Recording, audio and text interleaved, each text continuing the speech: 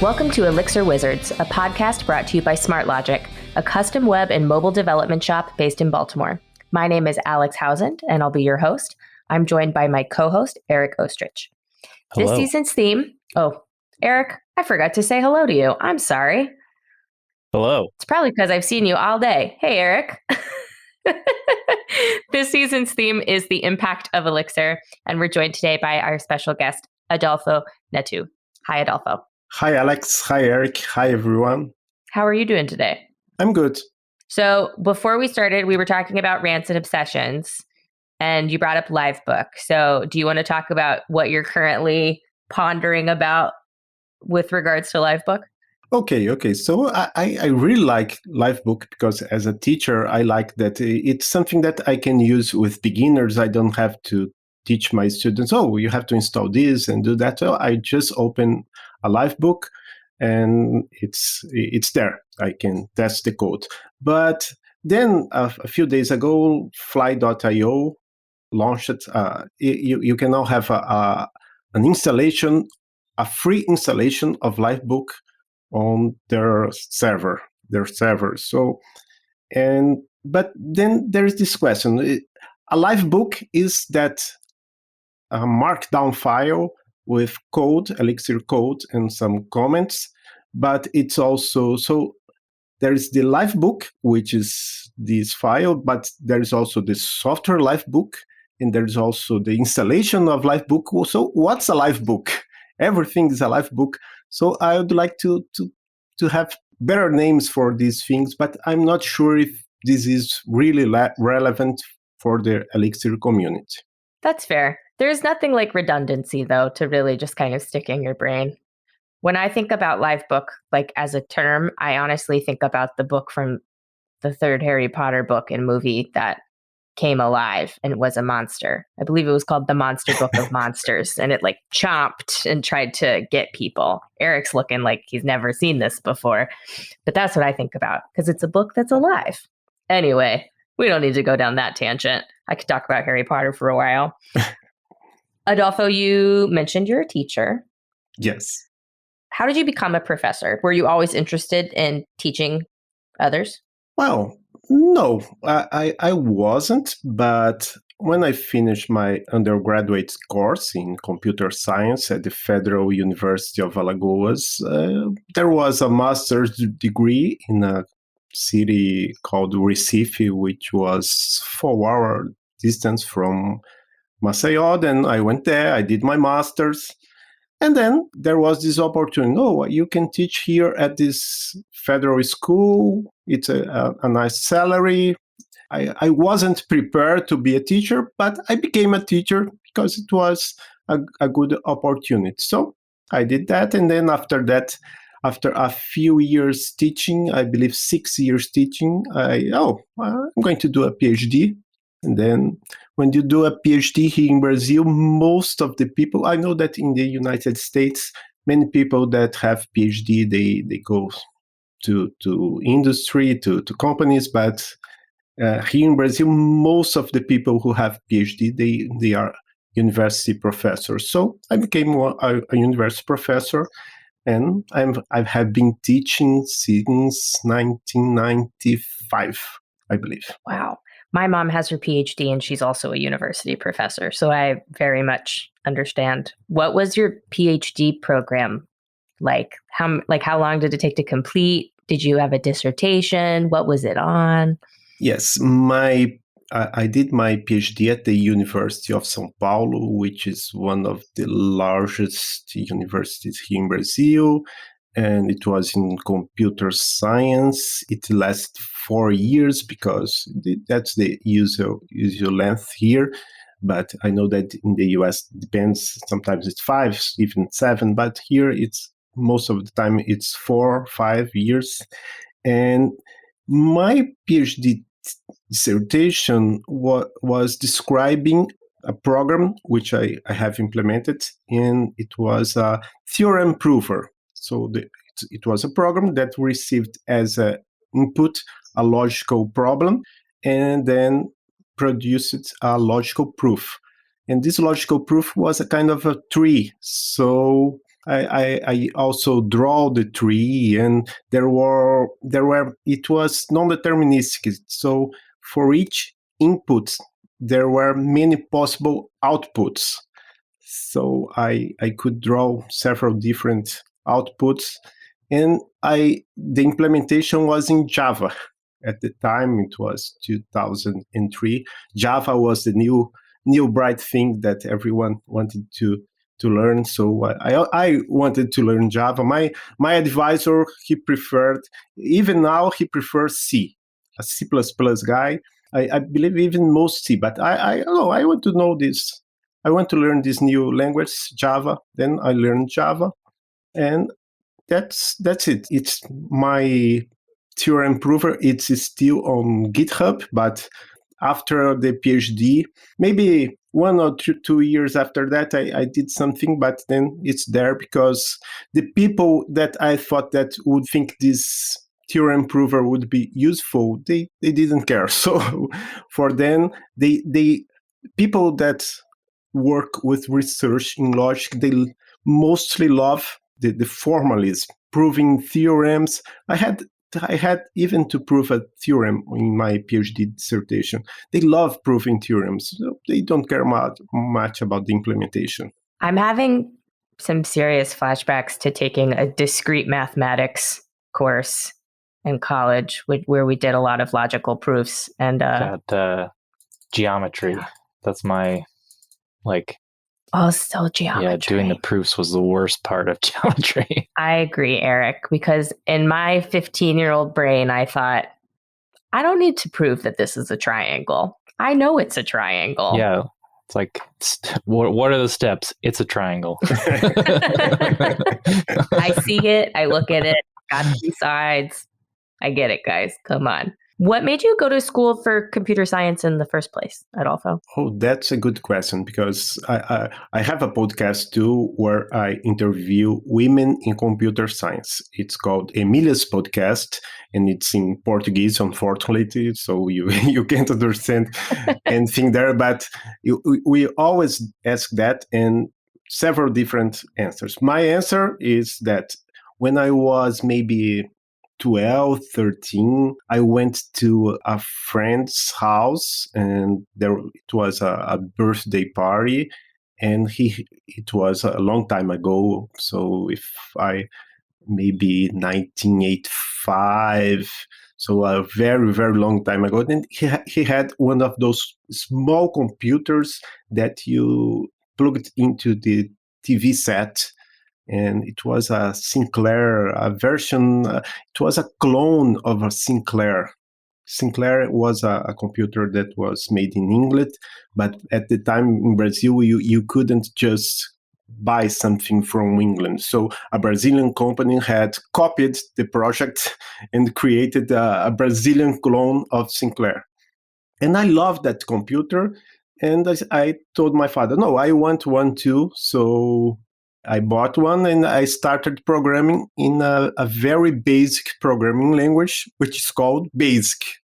BASIC is a programming language which was created by a professor at 1 or 2 professors, I don't remember, at the Dartmouth College. And after that, I don't know. So at first it was very funny to play. Then I kind of got bored with the computer. But when it was time for me to decide which major, because here in Brazil, you have to choose your major before entering college. So I had few options, and there was computer science. I thought, I'm going to do computer science, to choose computer science. And I really liked it. It was a great course. That's how I chose computer science. That's a little stressful to have to know when you're applying what you want to do. I had no idea. Did you have any other ideas or options about what you might want to study? Yes, and actually at the time, computer science was my second option, but the first option was not available where I lived. The first option was in Recife, And I was too young to live alone in Recife. That's another thing that's different here in Brazil. Usually, people that go to college, they don't leave their parents' house. My daughter, she has just started college and she's living with me right now. So we Brazilian parents only expect their children to leave their house after they finish college. So Oh, that's all was it. I wanted to go to Recife, but my father said, no, you are going to stay here in Maceió. Because it was a lot of money that it was much cheaper to study in Maceió where I lived. cool. Also, I think my parents were glad to be rid of me in a loving way, but they were ready for me to like spread my wings and fly a And I bit. forgot the course that there was my first option was statistics, because I thought, oh, this is math. I love math, but it's applied math. It's even better. So that was my reasoning at the time. And then you ended up writing a theorem prover. So I feel like you've kind of connected your loves. Yes, sure. Do you do any statistics for fun? No. I don't have time for that now. No, absolutely not. But I want to learn machine learning because there's some statistics there, but I still haven't found time to dive deeper into that. You've got students and classes and papers to grade. Where's the time? Yes. So Eric discovered that you have a TikTok where you teach Elixir. Is that correct? Not exactly. I have just recorded actually three TikTok videos. And I have two accounts, one in Portuguese and one in English. And the one in English has only two videos right now. But maybe I will try to do more. I'm more a YouTube kind of guy. I like that I can just start recording. And I'm not a good editor. I don't have the patience to edit my videos, and I don't have the time or the money to pay someone to edit my videos. So I just press record and start typing and saying something. And there are a lot of videos. I have also two YouTube channels, one in Portuguese and one in English. If you want, after that, I can send you the links. Yeah, that would be awesome. What types of videos and content do you cover over on your YouTube videos? Yes, my YouTube videos recently have been mostly about Elixir and Erlang, but I also teach logic, so I also have some videos on logic, but these videos on logic are only in Portuguese. In my English only channel, I have some videos on Elixir, Erlang. There is a talk that Laura Castro gave to my students on property-based testing. Cool. There's a talk also about, I don't remember the name of the talk, but it was by Simon Thompson, a professor. I believe he's partially retired now, but he was a professor at the University of Kent, and his code examples in that talk were in Erlang, and that's it. That's some videos where I just, I'm going to solve this exorcism problem or this advent of code problem. Oh, there's something new. For instance, there's a video about Livebook, because I love the Livebook videos that José Valim does, but they are a little bit advanced for what I believe are most of my students. So it's, let me just create a video a little bit simpler, where I just, this is Livebook, you can do that and that and that. Because José Valim, let's do machine learning with Livebook. So this is a bit advanced for my average students. Are you teaching your students Elixir?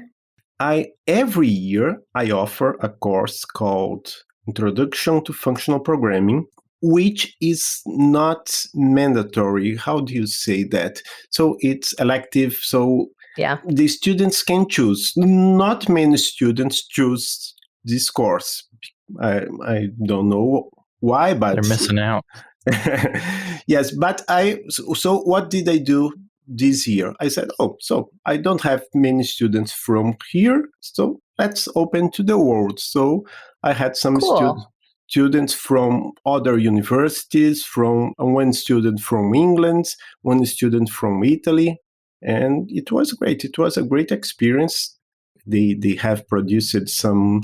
So the as I said, I implemented the theorem prover in Java. I said, oh, no, now you are going to implement a theorem prover, just that in Elixir. I'm still reviewing their projects when they are okay. I'm going to show them to the world. Awesome. So you teach functional programming. How did you find it yourself? Did you also have a class that you took in college, or did you kind of stumble upon it like I did?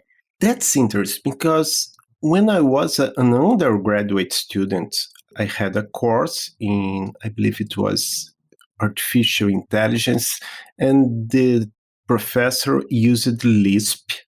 And he told me, no, you are going to do that in Lisp. It was a software for his the master's thesis. And I programmed in Lisp, but I didn't know it was a functional programming language. It was only Lisp for me. Only after some years when I was in my master's, I had two colleagues. They were doing functional programming, but with ML, which is an old functional programming language. But I wasn't studying at the time. So many years later, I found a book by Bruce Tate, Seven Languages in 7 Weeks. And reading that book, I discovered Clojure, which is a Lisp for the Java virtual machine. And at that time, it was 2011. I already knew a little bit of Java, so that's nice. I know a little bit of Lisp. I like Java, but it was kind of my hobby. I didn't use Clojure seriously. I'm not a professional programmer, and my students, it was too much for my students. But Clojure became my favorite programming language at the time. When I went to the US to spend a year, I visited Cognitect. I believe that's the name of the company. Cognitect is the company behind Clojure. Stuart Holloway works there. And a few months ago, it was bought by a Brazilian company, Nubank, which is the same company that bought Plataforma Tech, which is the company behind Elixir. So there's some relationship there, but that's more coincidence because Nubank is a very big digital bank here in Brazil, and it uses Clojure in their banking services. So I even went to a Clojure conference when I was in the US in 2014. But that's it. I liked Clojure. I studied Clojure, but I wasn't planning on doing much with it. Then when I was in the US, I went to a lot of meetups. And in some meetups, people used to mention, oh, there are these new languages, Rust, Elixir. And I believe at the time I already knew that Elixir was a programming language which was created by a Brazilian, José Valim. And when I came back to Brazil, I bought Dave Thomas' book. And I said, oh, that's even better than Clojure for me. I mean, I'm not saying that Clojure is not good. No, I like Elixir more than Clojure because there are not a lot of parentheses. and then I started studying and giving talks to my students. And then at some point, I decided to offer this Introduction to Functional Programming course. So that's basically my story with functional programming. I'm not a person who does research in functional programming, which is much more advanced than what I usually do with Elixir. What do you think the benefits are of a functional programming language, be it Elixir or Clojure? I like the idea that most of the things you do is creating functions where you process data. So there is input and output. Of course, we know that not all functions are going to be mathematical functions. So a mathematical function is a pure function where for the same input, it's always the same output. Sometimes we need something that is not a mathematical function that for instance, enum.shuffle. For the same input, you can have several different outputs. But I believe for me, for the kind of thing that I do, it's easier to think about the data I'm going to represent. For instance, in logic, I'm going to represent a formula or truth table or a Tableau proof as data, and I'm going to pass this structure through several functions until I have as result that thing that is the result of this logical procedure. So what do you want your students to take away from your functional programming class? Like if there was one thing that they could really take away, what would you want it to be? What I want them to take from my course is that most of the functions that they implement, that they represent, are mathematical functions. Because I believe, as most of my students, I know, not most, all my students up to now, they already knew how to program in some other language. So they kind of miss that state. They want to change the state. So what I wanted, no, you forget about state. Think about the input and the output. And your function is going to get that input, process it, and produce an output. I know this happened with me, but for the students that take the functional course and are used to that mutating state, like, do you see, if you have them again next semester for a different class, do you see that their like coding style had changed at all to be slightly more functional? Unfortunately, I don't see, I have never seen any one of them after my course, because they come from different places and they go. But I see that some now for this last course, and even for the previous one, I keep in touch with them. So I know some of them, I know they are working with functional programming, and so that's something that I like about it. That's exciting. You know that you had a hand in their functional programming journey. Yes, I'm not sure how much my course was responsible, or if they came to my course because we're already interested in functional programming. So, But here we are. yes. Adolfo, you also podcast, as you mentioned earlier. What do you like about podcasting? I really started because I loved listening to podcasts. So there are many podcasts, as you know, there are many kinds of podcasts. And so it started like that. So I'm part of this project called Emilia's Armação em Bits, which is impossible to translate. Emilia is kind of, let's say Emilia is Minnie, Minnie Mouse, but Emilia is kind of it's a small girl, and although Minnie Mouse is not a girl, right?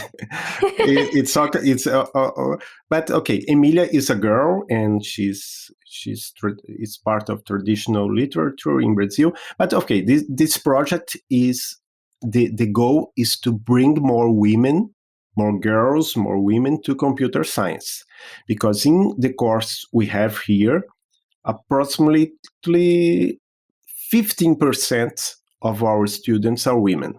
And I think that's too low. It could be easily 40%, 50%. Why 15?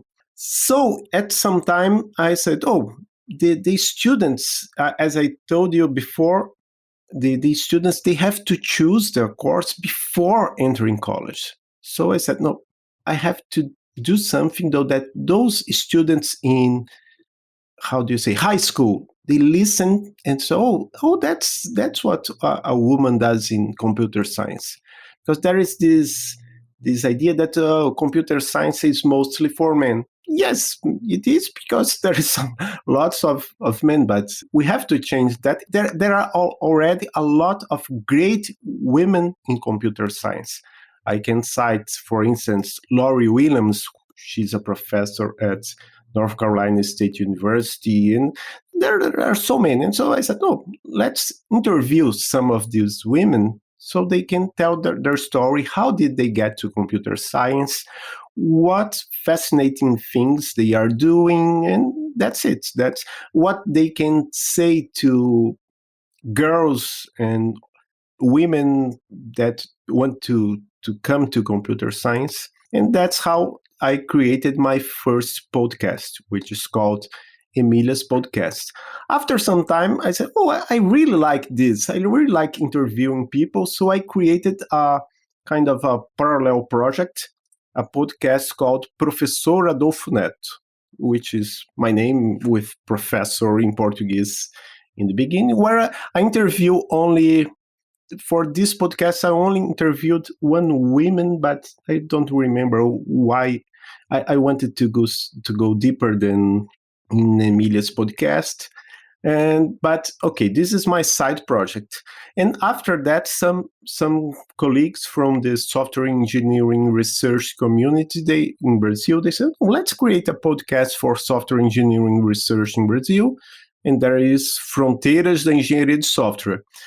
And after some time, I said, oh, I really would like to have a podcast about Elixir in Portuguese. I know there are great podcasts about Elixir in English, like Elixir Wizards, but wouldn't it be great to have a podcast about Elixir in Portuguese? And I tweeted, oh, what do you think? Do you want to join me in that?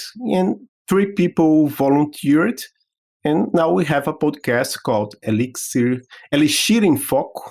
That's the name in Portuguese, which would be Elixir in Focus, where we interview many people from the Brazilian communities in Portuguese. So we can also interview people from Portugal, but we haven't yet invited anyone from Portugal.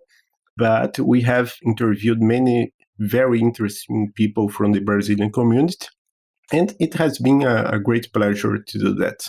I agree. I would agree that, like, just talking with people in general is really fascinating. I just wanted to say I love that you have a podcast dedicated to getting more women and girls into computer science. I never had that. Yes. So I love that. I think that's great. Have you tried to interact? I guess it's harder because there's a pandemic, but have you had any interactions with younger girls and help, like, trying to give them resources and information so that way there's a more direct line of communication, I guess? Yes. So as I said, this podcast, the Emilia's podcast, is part of a larger program called Emilia's Armação em Bits. And that program used to go, before the pandemic, used to go to schools and present, oh, this is computer science. You can go to computer science too. But after the pandemic, and here in Brazil, the university where I teach, we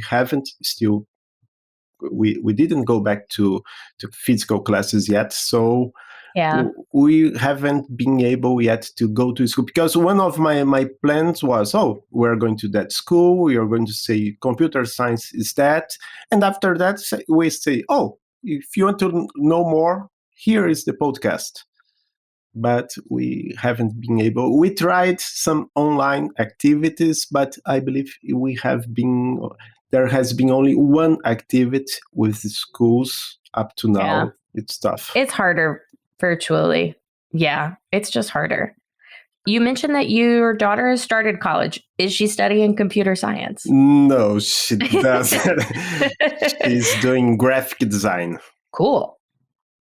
That's awesome. And I'm guessing she is also virtually attending college. Yes, and she doesn't like that. But we've got a virtual student in the house and a virtual professor in the house, just fighting over Zoom time, I imagine. Zoom and Google Meet and Teams, her college usually most Teams. I mostly use Google Meet, but sometimes I have to use Zoom. There's just so many options nowadays. It's pretty crazy, honestly. Yes. So even if it was in person, since she goes to a different one, it sounds like you don't get to have that, like you as a student meeting your parent as a professor walk by. Well, she tried but something happened and she went to a different college. Yes, but it was one of her options to attend my university, but it would be a different course, so it wouldn't be a problem. Yes, but we've had in my department, we've had cases where I taught the son of one of my colleagues. He was a great student, by the way, but I was going to say, was he good? yes. Adolfo, you mentioned, is it Lori Whelan at the University of North Carolina? Is that right?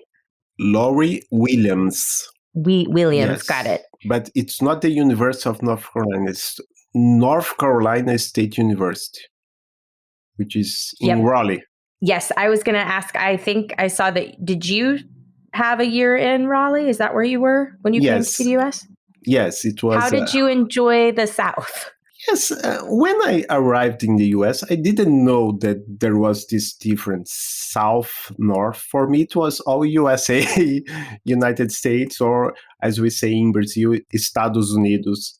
I didn't know that. Then I arrived there and there's north and south. And it's curious because North Carolina is part of the South. How does that happen? But as I stayed in Raleigh and I lived in the university, one of the university housing condominiums. I don't remember the name, but I lived with other students, and so for me it was not there has been no problem because people say that when you go to North Carolina to the country, it's tougher. But in Raleigh, everything's okay. There were a lot of Muslims and Mexicans and people from one guy I really liked there. It was from Colombia, and so it was very good, a very diverse population. Yeah. But one thing that happened while I was there and that shocked me was that there was it was not exactly a mass shooting because only, between quotes, only 3 people died. But it was terrible. And that's the kind of thing that we have here in Brazil, but somehow it's more shocking for a Brazilian. Brazil is a very violent country. And you go to the US, you think, oh, it's going to be less violent. And something like that happens. And it was one of the people that died was a student or a former student from NC State. And they were from a Muslim family. And there was a Muslim, how do you say that? A Muslim place of prayer close a mosque. Yes, a mosque close to the place where I lived. And so people from all over the city came there to mourn their death. So that was kind of shocking. But I know that it's not an easy problem to solve. Not an easy problem to solve. And also, I would say, unfortunately, not a very rare problem either.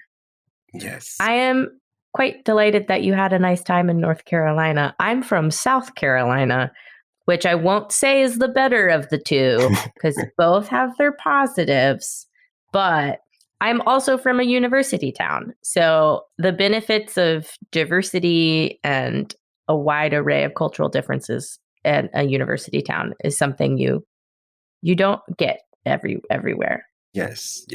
So I'm glad you had a nice time. It was great. No, my wife sometimes say, "Oh no, let's go back there to live for 2-3 more years," because it was a great time. Because not only because I was there on a sabbatical, which is easier in kind of as in terms of working conditions, and I was not Yeah. really working as a professor at NC State. No, I was on a sabbatical. I could do whatever I wanted. But other than that, I really like the main things that you can do in Raleigh. It's a city. I don't know if you have ever been to Raleigh, but there's one thing that there's not here where I live, which they call there the greenways. Some paths in the woods. Yeah. So Yeah. it's a great place to walk and run. It is very lovely. I've been to Raleigh 2 or 3 times now. It's a nice little city. It's nice. And they're lucky they have a Red Hat, which kind of really revamped the whole downtown area. And they are apparently getting an Apple campus now. So Raleigh is going to be the new hip, happening, hot place to be. So if you want to move back, you better do it soon. Yes, who knows? Maybe. Back to teaching. As somebody that teaches functional programming to students and as somebody that has learned Elixir, what do you think is one of the better resources for learning Elixir? When I think about resources for learning, I know that different people like different things. So I really like a good book. I like Dave Thomas' book. I haven't read Sasha Urich's book, but many people love that book. And I also like Ulysses Almeida's book. This one I have read. I have read Dave Thomas' book and Ulysses Almeida book. And they are great because they teach you how from the beginning and then the basics. I don't like I know that some people like that approach. No, let's build a project. Okay, I see many people love it, but that's not my thing. I prefer to start from the base. So there are these 2 books, and also Elixir School, of course, because it's free and in several languages. So when I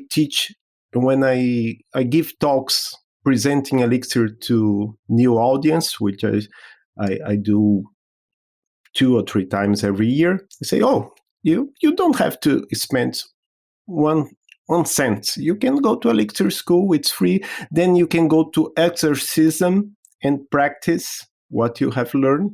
So these are my favorite resources. These 2 books, Elixir School and Exercism. I do like Exorcism. They have some great problems on there. I had this conversation earlier today with one of the Smart Logic apprentices that it's always good to work on your skills in whatever way you can find. And sometimes that just means going to find a practice problem. And about exercise, I would like to tell people, go to the Erlang track too. It's great, and they have great mentors. And my favorite mentor there is Brujo Benavides, because every solution I submit, it almost all the time goes to him, and he gives great feedback.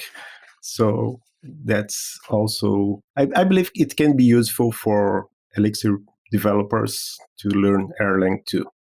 Yeah, I absolutely agree, which is something that's been on my mind a lot recently. I know the last season we talked about the beam, and it's pretty easy to learn a language, but a little bit harder to maybe take the time to learn the basis of the language. So learning Erlang is something that's been on the top of my mind as well. So I appreciate the plug. That's what I'm trying to say. Adolfo, what are your biggest hopes for Elixir as a language? I hope it continues growing, and it doesn't, for my taste, it doesn't have to be more popular than Python or Java, or no. The popularity it has right now and a little bit more, it's okay for me. I don't know what other people in the community think, but for me it's okay. But mostly I want that the community keeps being that safe and funny, and it's a great place to be, at least most of the time. Of course, here and there there's some small problem, but most of the time I go to the Telegram group There is a Elixir Brazil Telegram group, and people are nice there. I went to conferences before the pandemics, and people were very, very nice there. The Elixir Brazil conference is great. I haven't been to other conferences, so I can't say that it's better than Elixir Conf or CodeBean, but the Elixir Brazil, I went to the 2018 and 2019 edition at physically, and it was great. 2020 was virtual, it was great too. So that's what I hope. The community keep on being what it is, a very nice place to be. That's so lovely. I would agree with you also. I feel like this is the first time I've ever really been involved in a community, maybe similar to you. The Elixir conference that I went to for the first time was the first tech conference I'd ever been to. But everybody was very warm and welcoming and just excited to have other people there to learn, which is a good feeling to feel welcomed, I should say. As somebody that did your dissertation in Java, what do you prefer? Object-oriented, functional programming? Not saying either one is necessarily better than the other, but what do you prefer? Definitely functional programming. Because at the time, I didn't know that there were, maybe I should have done my dissertation in a functional programming language. Yes, I remember that when I was in a conference and I was presenting my work at a conference, and I have implemented analytic Tableau, because it was Tableau, one of the logical procedures I implemented. And there was a woman there, and he told me, "Oh, this is much easier in Lisp." So yes, it's true, it's much easier. But at the time, I wanted to do in Java, and I did in Java, and it was great. It was a great experience, but I believe for the kind of thing that I like to do, functional programming is much better. Yeah, I would agree. We took a course called, it was something like Survey of Programming Languages, and in 5 different languages we did the N Queens problem. And I just remember as part of that, we did Prolog last, which I don't remember the solution to it, but It was supposed to be like you did it in Java, and then you did it in Scheme, and then you did it in, I don't know, all these different things, and then it's like the Prolog one's like 3 lines or something. Yes, but suppose you had to do something like Phoenix live view in Prolog. Maybe it wouldn't be that easier. So, well, Erlang is kind of Prolog-y, right? So I guess we did it. We're there. We've made it. Adolfo, I want to end on a fun note before I ask you for any plugs, but our other host, Sunday, asked me to ask you about something, and it's nothing tech related, but she saw on your Twitter that you were climbing a tree. And she just wanted to know why, I think. Why? Because I like it. Because it's fun.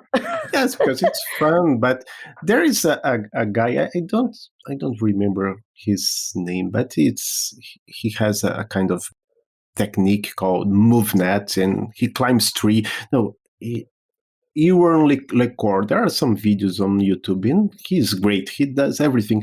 So I believe climbing a tree is part of natural movement. So that's something that, you can do it. It's easy. It's not strenuous. It's not something that, after that you can't move a finger, but it's fun. Sometimes when the tree allows it, you can have a nice view up there. So that's why I like to climb trees. I'm going to take a leaf out of your book, not to make a tree pun, but I often see trees and I think, that's a good climbing tree. And I don't climb them, but maybe the next time I see one, I will. Yes, and my daughter also likes it. She sometimes, that's a good tree. Let me climb it. It's a bonding experience. Well, Adolfo, do you have any final plugs, asks, where people can find you on social media, where people can find the things that you're involved in? Yes, I'm I'm addicted to Twitter, and my Twitter account is, how do you say that symbol? Adolfo, at Adolfo NT, because my name is Adolfo Neto, but when I went there, I believe there are lots of Adolfo Netos in Spanish-speaking countries, and they always got there first. So I use Adolfo NT. It's Neto without the E and the O, Adolfo NT. And that's where I usually put links there for my YouTube channel and if you go to my profile on Twitter, there's a link there that takes you to my YouTube channel and my podcasts and everything I do. Awesome.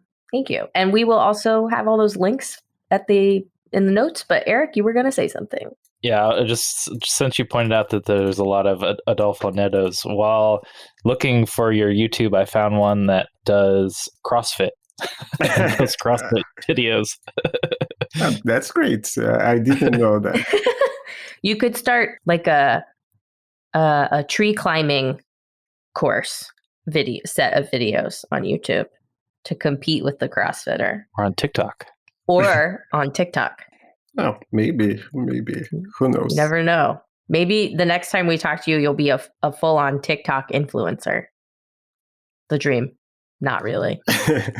Yes, if it helps to people, because something that I believe that people need is more movement in their lives, including me. True. I had to make sure I stood up today, used my standing desk. So everybody, if you're listening to this is your reminder to stand up and take a few steps. Move your body around, everybody. It's good for you.